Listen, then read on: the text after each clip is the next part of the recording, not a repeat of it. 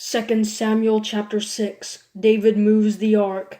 David again assembled all the choice men in Israel, 30,000. He and all his troops set out to bring the ark of God from Baaleh, Judah. The ark is called by the name of the Lord of hosts, who dwells between the cherubim. They set the ark of God on a new cart and transported it from Abinadab's house, which was on the hill. Uzzah and Ahio, sons of Abinadab, were guiding the cart and brought it with the ark of God from Abinadab's house on the hill. Ahio walked in front of the ark. David and the whole house of Israel were celebrating before the Lord with all kinds of fir wood instruments, lyres, harps, tambourines, sistrums, and cymbals. When they came to Nachon's threshing floor, Uzzah reached out to the ark of God and took hold of it because the oxen had stumbled.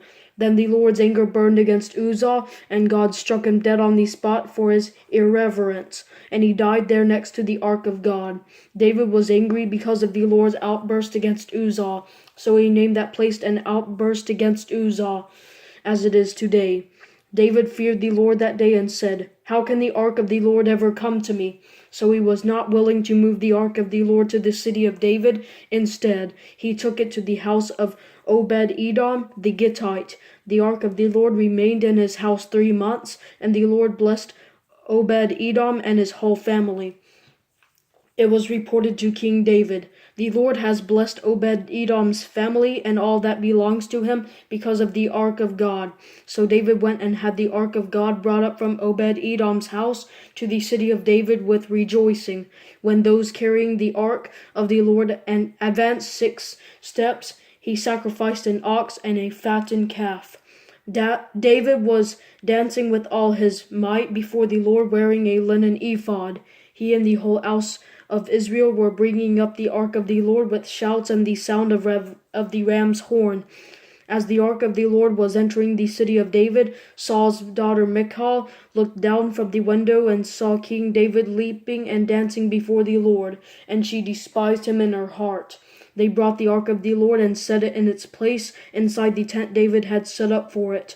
Then David offered burnt offerings and fellowship offerings in the Lord's presence. When David had finished offering the burnt offering and the fellowship offerings, he blessed the people in the name of the Lord of hosts. Then he distributed a loaf of bread, a date cake, and a raisin cake to each one in the entire Israelite community, both men and women. Then all the people left, each to his own home. When David returned home to bless his household, Saul's daughter Michal came out to meet him. "How the king of Israel honored himself today," she said. He exposed himself today in the sight of the slave girls of his subjects, like a vulgar person would expose himself.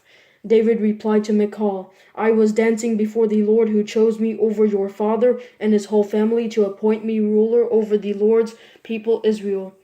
I will celebrate before the Lord, and I will humble myself even more and humiliate myself.